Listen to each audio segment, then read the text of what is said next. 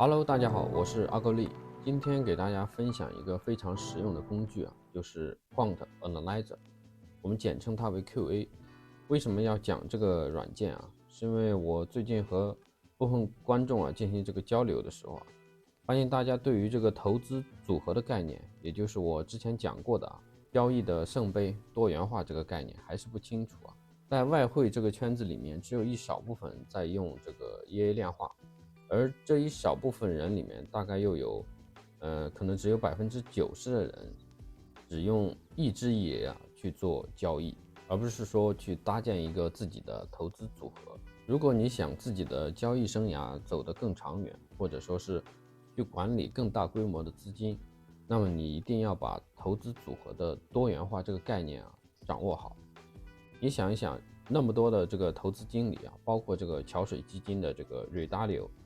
他们如此重视投资组合，不是没有缘由的。这些散户不愿意去学习的点，才是我们可以精进的点，和他们拉开差距的点。好，接下来我给大家具体演示一下，如何去搭建一个投资组合。首先是通过我们的 EA 去选择我们未来可能会上线的一些参数组合，只有可能会上线的这些参数才会去考虑是否要纳入一个投资组合当中。首先第一步，导出上线参数的绩效报表。如何选择我们的参数我们这里还是使用InSimple 和 AutoSimple 验证的这个方法。首先我们的 InSimple， 也就是我们的训练集的话，我们就选择2012年到2018年的数据。然后我们把这里选择为参数优化的模式无论是基于快速遗传算法也好，还是完整优化都可以然后我这里选择最大的采收率作为它们排序的一个依据，然后把你需要做优化的一些选项把它勾上我这里总共有4000多次迭代的这个参数组合，然后我们点击开始。好，训练集的数据已经跑完了，跑完之后，我们再把这些再把这个测试集的数据也加上，也就是把一些未来的数据这个 EA 没有见过的数据给它加上，然后依次的做一下验证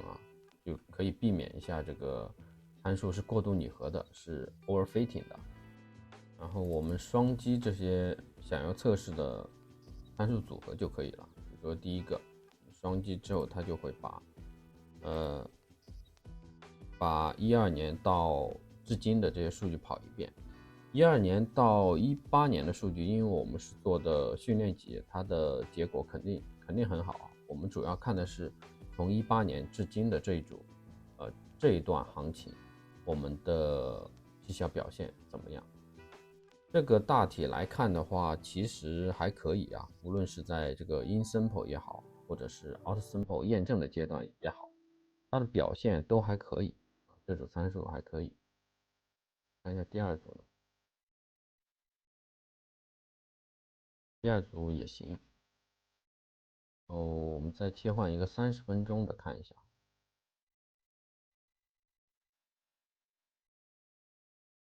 像这种参数组合就是我们需要避免选择的，因为虽然它整体这肯定是盈利的盈利14000，但是我们看一下这个资金曲线的话，就可以发现它大部分的盈利是产生在我们 InSimple， 也就是做这个训练集的里面产生的。过了这个18年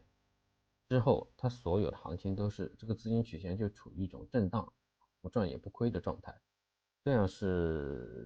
样的组合这样的参数组合是我们不想要的，因为它没有通过我们的AutoSimple 验证。我们再看一下这个2小时，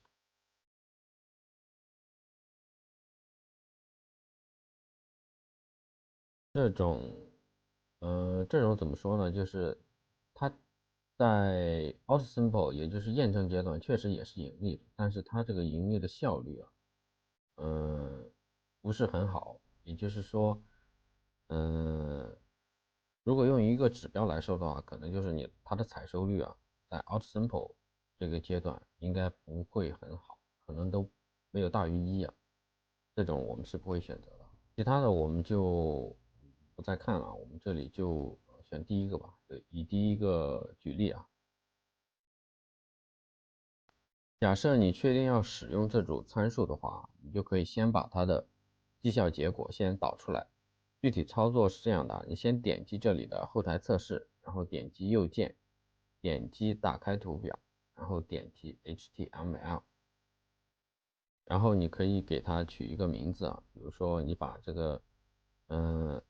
你测试的这个 EA 这个策略的名字给它加上，然后把你这里的采收率，说我这里的 7.29，给它加上，然后点击保存。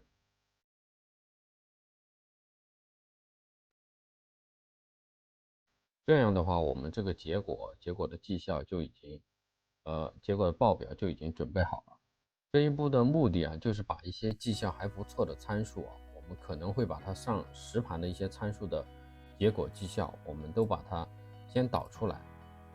我这里已经选择好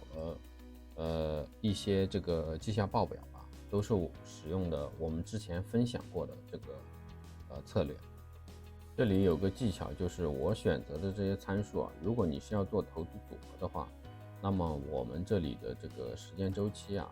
就尽可能就是差异化大一点，差异化大一点，就可以让它们之间的这个相关系数啊变得低一些。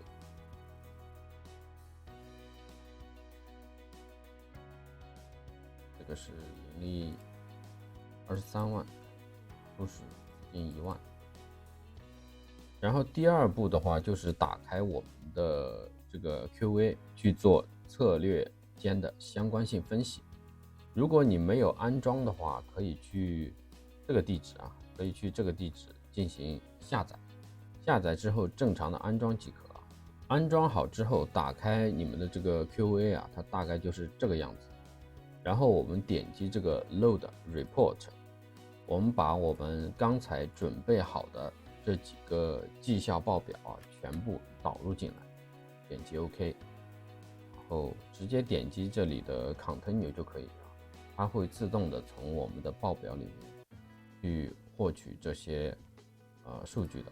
我们直接 Continue。正确导入进来之后，我们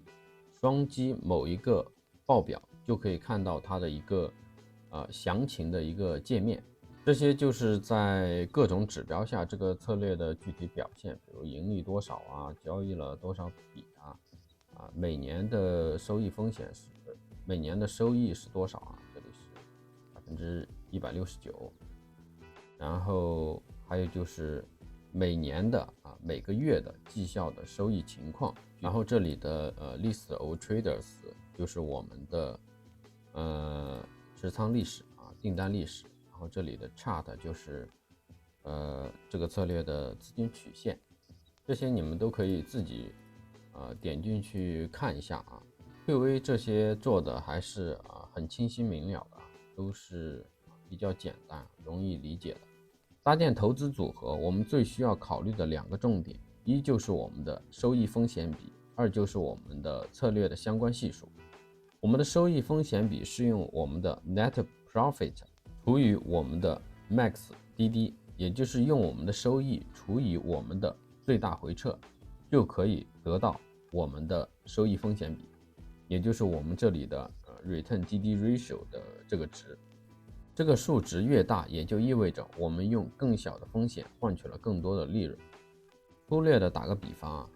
这个策略的 return DD ratio 它是7.97，也就意味着它用1块钱的风险换取了7块9毛7的利润。而我们搭建一个投资组合需要考量的就是，如果我们把这些策略合并为一个投资组合之后，我们的风险有没有降低，我们的利润有没有提高，具体的就是我们的 return DD ratio 这个数值有没有提高。如果合并之后这个数值反而变低了，那么也就意味着我们可能用更多的风险反而换取了更少的利润，这就划不来了，就不值得搭建这样一个投资组合。另外还要考量的点就是我们的相关系数。我先演示一下啊，我们这里把所有的策略选中好，然后点击这里的 Create Portfolio， 这样的话它就合并为了一个投资组合，然后我们双击它，再点击上面这里的 Portfolio Correlation， 然后我们再点击这个 Compute， 这样的话 QA 就会帮助我们去分析这些策略之间的这个相关系数有多少。相关系数是一个统计学的指标，是研究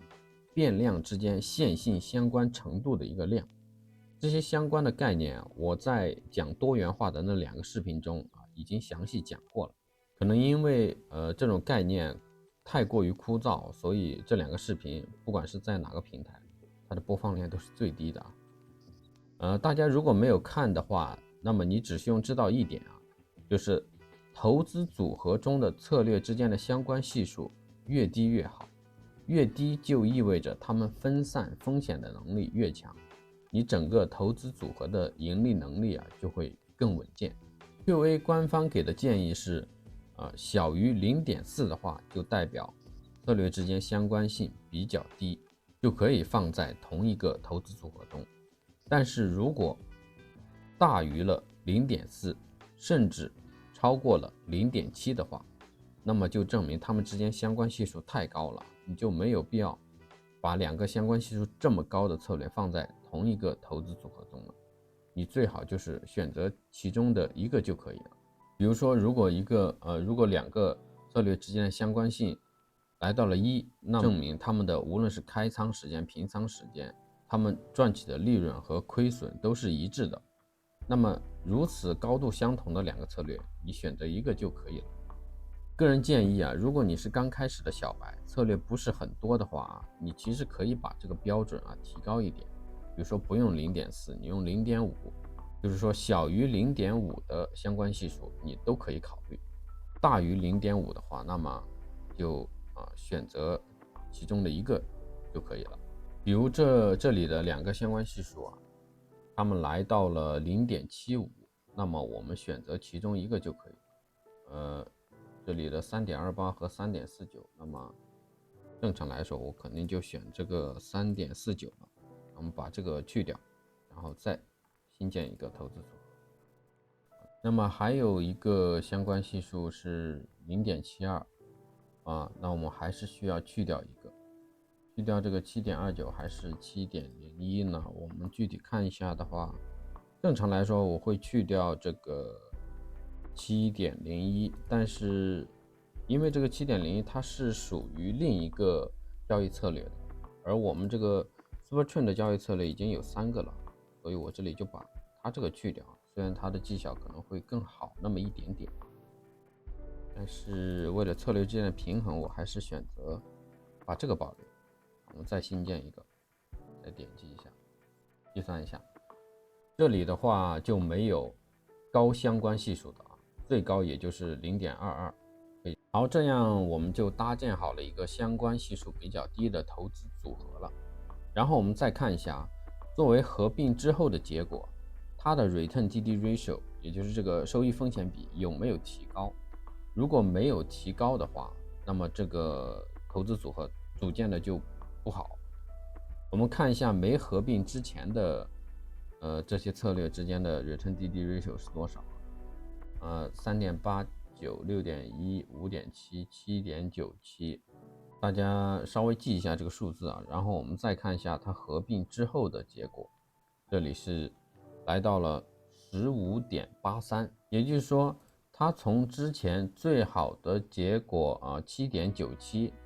来说，也就是用1块钱换7块钱的结果，变成了用1块钱换15块8毛3的收益，这个提升是不是很大？不知道大家能不能体会到这个投资组合的这种力量。然后我们再看一下它具体的这个图表这里就是把这四个策略合并为一个投资组合之后，这个投资组合的资金曲线是这个样子的。然后我们还可以分别的去看一下它们各自的资金曲线。比如说，在这个阶段吧，有这个策略是下降的，但是这两个策略是上升的，这个策略是处于震荡的。那么把它作为一个合并为一个投资组合之后，那么就可以看到这个阶段最起码整体来说我们是上升的。其实这就是投资组合的一个原理，它可以在分散风险的同时，还提高了我们整体的一个收益。这就是我说过的啊，我应该在内部课说过的，就是我不需要一个100分的英雄啊，而是需要一堆这个70分的能够及格的士兵就可以了。